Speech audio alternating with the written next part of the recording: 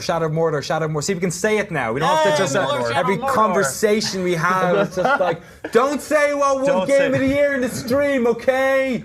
Don't say Shadow of Mordor. You did a great job on that nominee show, by the way. Not tipping our hand. What happened? Do you know what one game of the year? I know that an Australian was just on set, and we don't have enough Australians. So having 2 Australians in a row on the lobby, it's Randolph Ramsey. Hello. He's Australian? Who? You're Australian? I'm Australian, yeah. Tie my kangaroo down sport. Sport, yes. Yeah, there you go. Wallabies and kangaroos and Can all you that tell what it is stuff. yet? Actually, you know what? I'm not going to make Rolf Harris jokes anymore. No, it's all that's not appropriate anymore. In the same way you can't make Bill Cosby Yeah. jokes. No. No, Wallabies. We'll talk Wallabies. about. Drop bears. They're a real thing. That's something They're a real thing.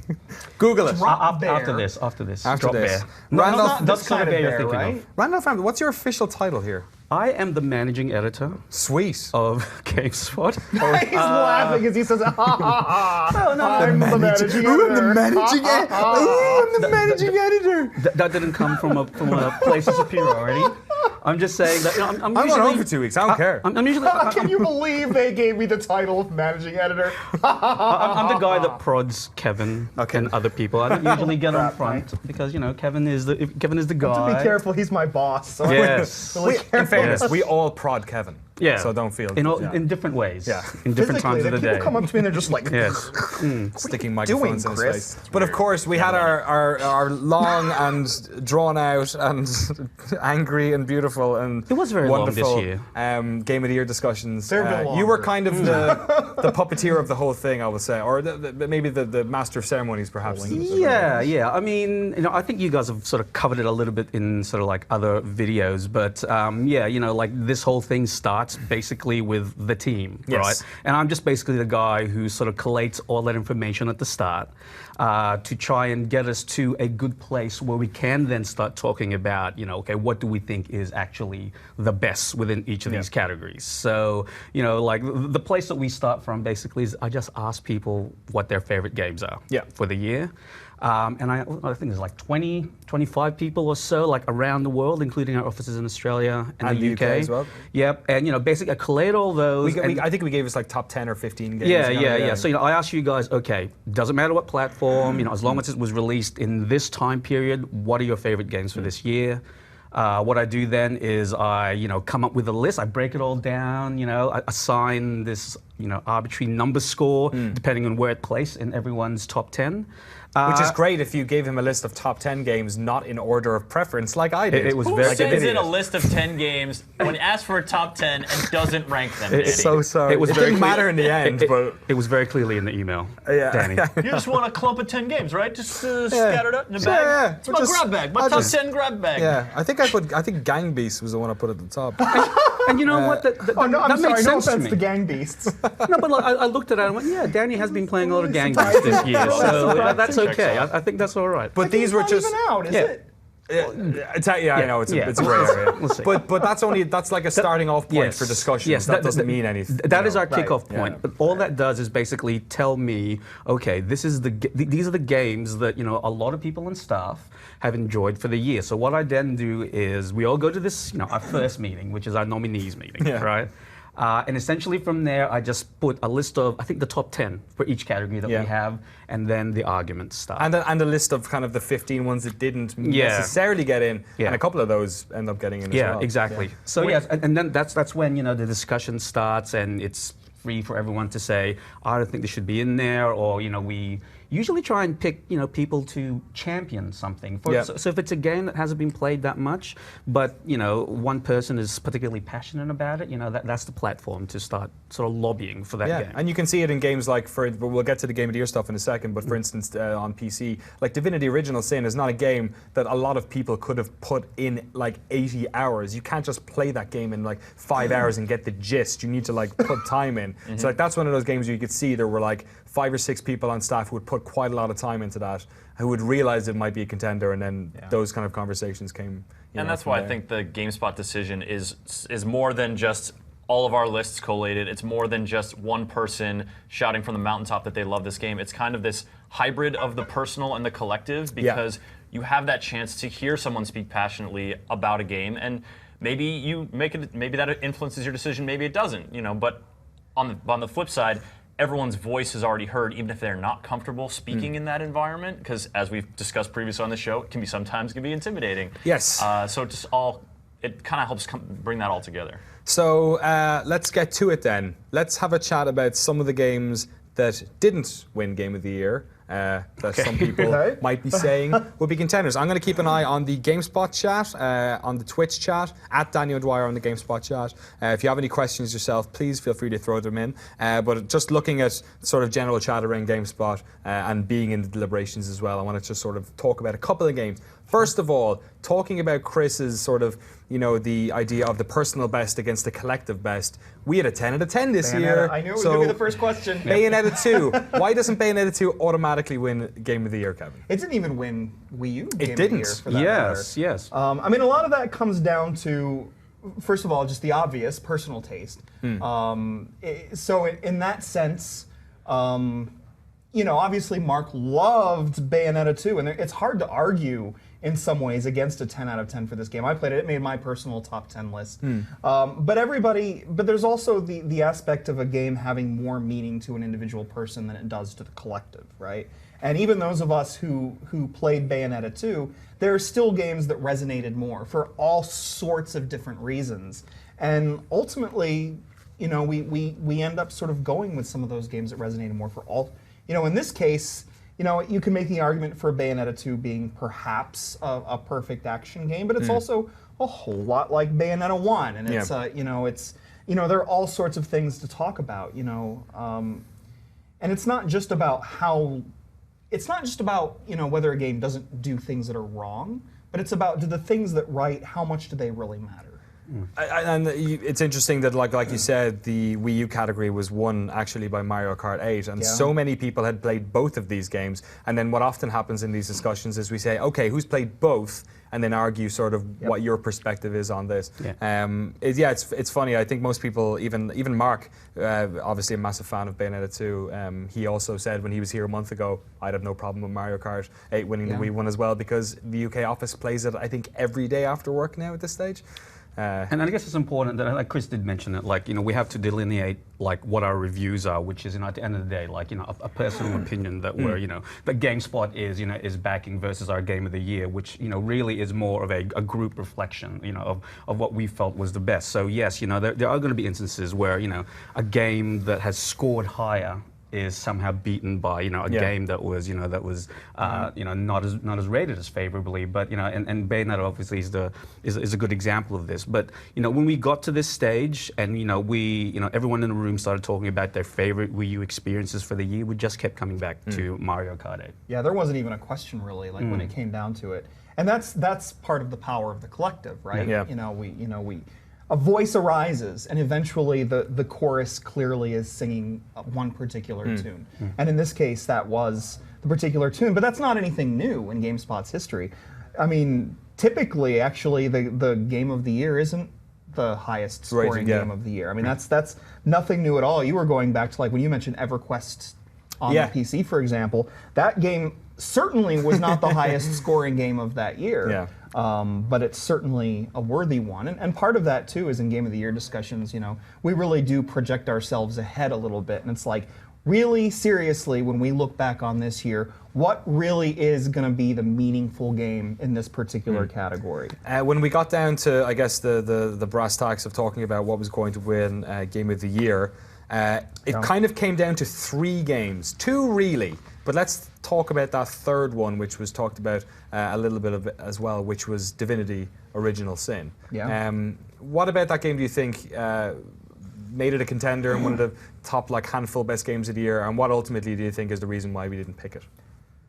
I guess I can speak to that, right? Because I played tons of Divinity. Of both. Well, I play. What's great is all 3 games. I reviewed all 3 games. Come to think of it, let's not talk about what the third one is just yet. Right. So, I'm sorry. So Divinity. But it does so happen that I've played all of these games to completion. So I'm maybe unique in that in that respect. Divinity is a really special game, and I think. I noticed when I was looking at our PC Game of the Year winner page, which obviously Divinity Original Sin was the winner of that particular category. I was looking at it, and somebody in there says, "Gosh, that looks an awful lot like last year's GameSpot PC Game of the Year, which was Path of Exile. Yeah. And yet, those games are absolutely nothing alike. And I think that says a lot about Divinity, honestly. And because people look at this, and I mean, it's up on the screen now. You look at it and you think, oh, it's an overhead perspective, you know, old school looking RPG, right? Oh, I've played Baldur's Gate, or I've played whatever. This doesn't look anything new. Man, you are just so totally wrong about that. And that's what's wonderful about this, is that it proves that you can have so much depth and have so much actual. I'm never really a big fan of the word innovation, because sometimes we use that kind of improperly, but it's a really innovative game with lots of interesting things. And the fact that it merges the familiar with the unfamiliar is one of its greatest achievements. And the moment-to-moment in Divinity is so impactful. You know, like every combat encounter, like nearly every decision you make possibly has a lot, you know, larger ramifications. Yeah. And you know, like every single battle I played in Divinity was tense. You know, I actually had to plan it through, because you could die. You could die at any single battle in that game. And you know, for me, it made it, you know, a really compelling thing. Yeah, every move you make is an event. Like, everything is an event. It's just not like, oh, I played for 30 minutes. It's not and Diablo. like I just kind of slept through it and clicked and whatever. It's like, no, everything you do, it's an event, and everything has a consequence. Even when you don't expect the consequence, but then when it happens, it's like, oh yeah, I should totally have seen that coming. Well, regardless of its constant giving of events in combat, Divinity Original Sin was kind of, it came up in conversation. A lot of games came up in conversation. We gave every game its share. I remember there being a sort of a good 15 minutes where we talked about Destiny in terms of, it didn't win any platform categories, but we still talked about it in relation to like its impact. Yeah. We have a large contingent of people here at GameSpot who are playing it today still. And so many people involved in the deliberations. But ultimately, this big chew out at the end was between the eventual winner, Middle-earth Shadow of Mordor, and Dragon Age Inquisition. Chris, why do you think we picked Mordor over Inquisition? What about Inquisition do you think sort of was just not enough to pip Game of the Year? I mean, I think part of it is sort of the realities of the kind of experiences people are going to be able to have, and this is why we sort of goes back to that balance of the personal versus the collective. Like, to get, I think, I'm engrossed in Dragon Age currently, but I've played about 20 hours of that game. Now, when I play 20 hours of Shadow of Mordor, that is a significantly larger percentage of that game than it is of Dragon Age Inquisition. And the kinds of things that I'm seeing, the kinds of bonds that I'm building, the kinds of combat scenarios I'm getting into, they change as you sort of go throughout the whole game. I think that part of the things that, I don't know, Dragon Age, is it the kind of thing where we know BioWare, it's sort of a known quantity. We know how they do these relationships, and they do them well. And like, the discussions and the interplay you can have is fascinating and engrossing, but it's also, it's a known quantity ground to some extent. Yeah, it is familiar in a way. Yeah, I think Kevin sort of stated it best, and you came up with this in like our winners deliberation meeting, that Dragon Age is an amazing game, an outstanding game, but Shadow of Mordor and Nemesis system is the thing that people are going to be copying, and I think you mentioned that with Michael on set, just a few minutes ago too. So I guess we weighed both of those things, right? Like I guess in the fullness of time, what are we going to look back on and say this game had an impact? Over and above, like it was an outstanding experience for that year. And I think at the end, that's, for me anyway, that's what tipped Mordor over the other two games that you mentioned, Divinity and Dragon Age. The funny thing I found during those deliberations was that there was no two camps on this. I feel like people were wavering constantly. I feel like there was a lot of talk about Dragon Age Inquisition, and then people were going, and then some person would remember an instance from Mordor and say, this, and then I remember there was individuals sort of swapping which one they wanted to be on.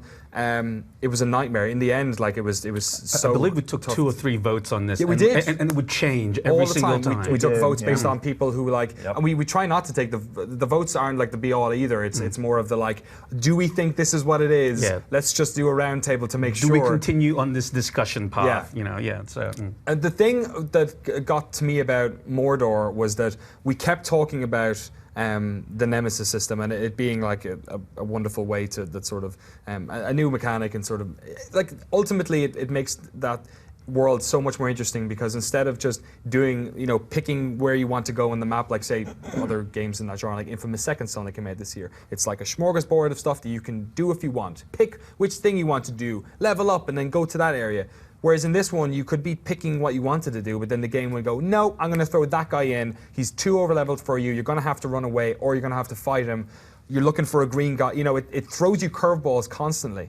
And the other thing, which I think maybe ultimately we started talking about in relation to these two games, was that Mordor is just kind of solid. Like, combat-wise, I really enjoyed the combat in that game, far more than I have in the past couple of, say, Assassin's Creed games or whatnot. The world exploring, it's not incredibly varied or massively vast like Skyrim, but it's always interesting. The level design of like the various strongholds and stuff is super varied, and it's almost because it's so good and because all that stuff just kind of works, you forget about it.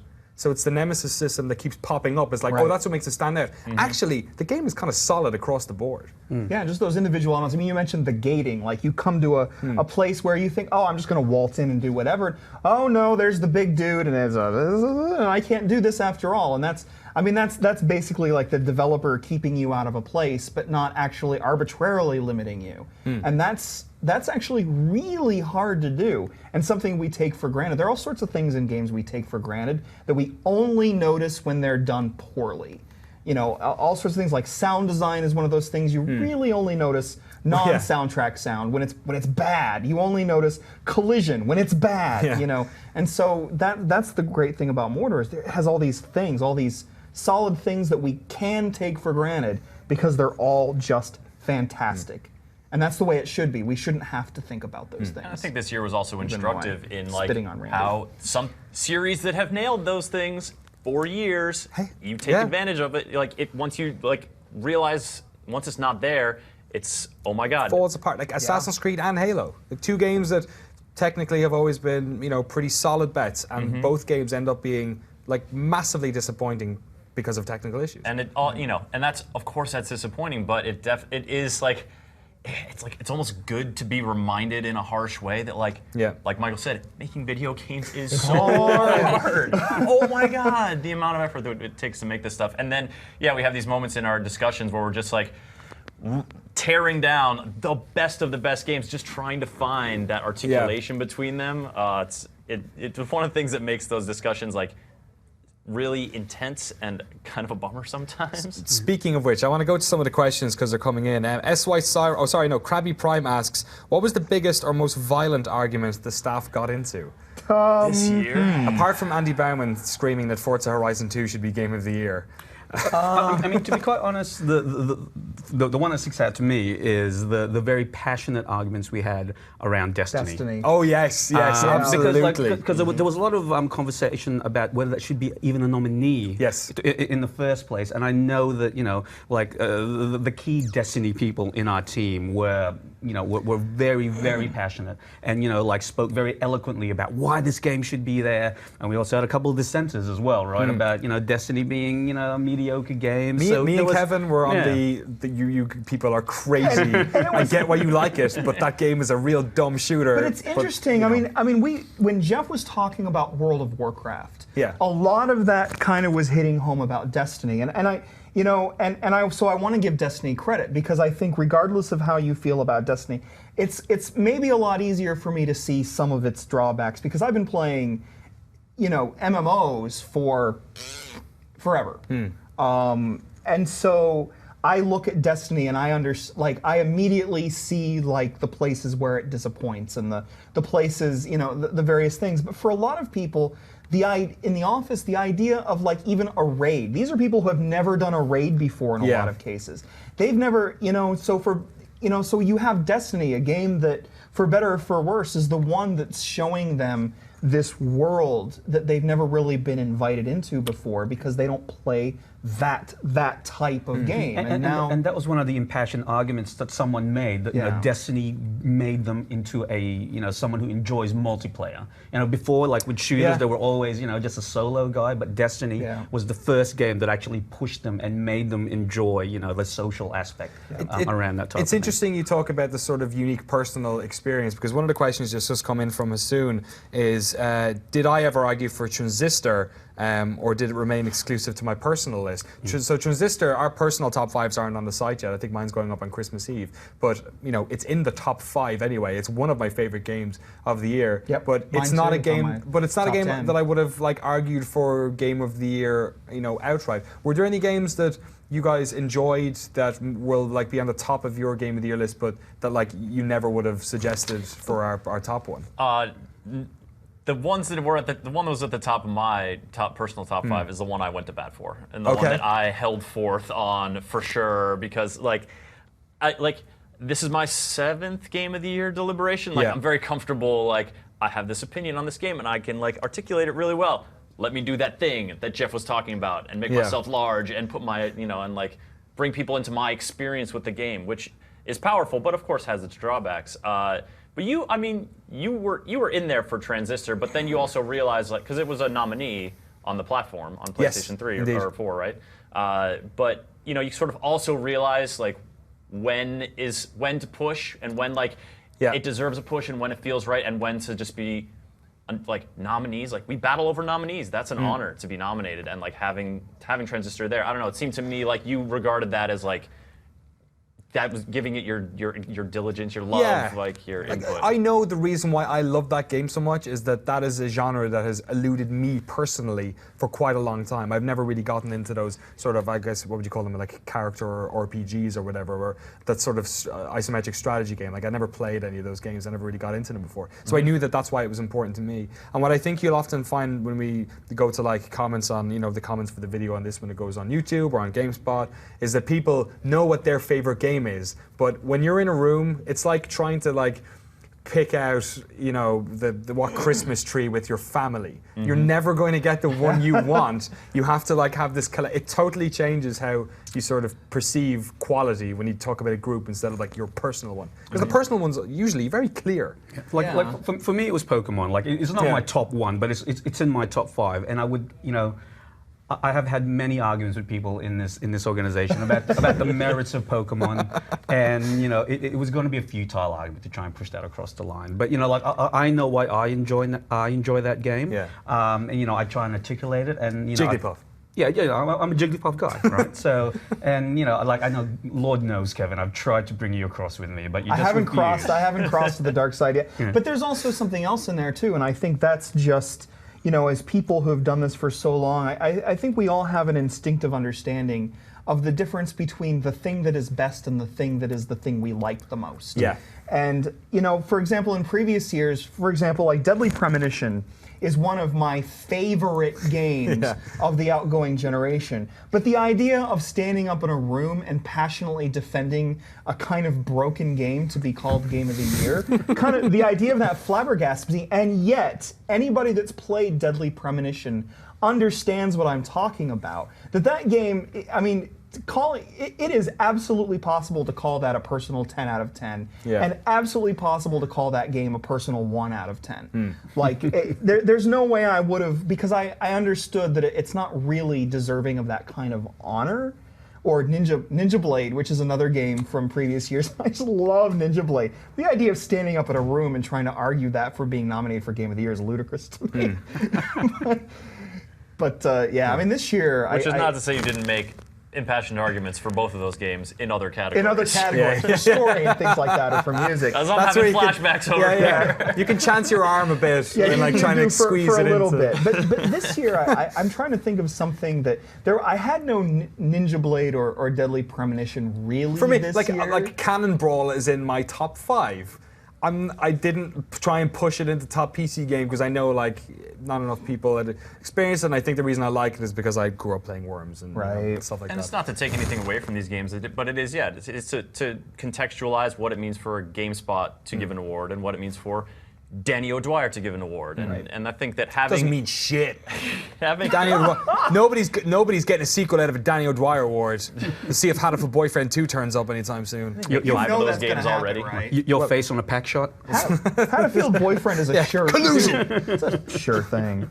Oh, but oh gosh, what was I thinking about? I will say that there are a couple games that I feel maybe didn't get their due just because of not enough people playing them.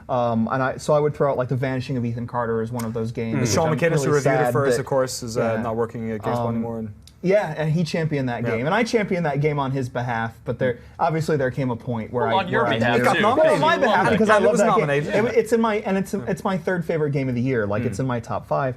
And of course, This War of Mine is another game that I think maybe deserved more due than we ever managed to really give it. But I also have other stuff on my top 10 that I.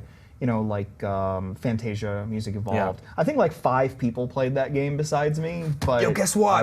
A lot of video games came out in 2014. Yeah, it's hard to play them all. right? But we had a massive amount of people involved in those discussions, and I think it's pretty unanimous. We're all super pleased with the winner, Middle Earth: Shadow of Mordor. So if you have any ideas on what you think should have been Game of the Year, you have any questions at all, feel free to put them in the comments on the video on demand version of this here video.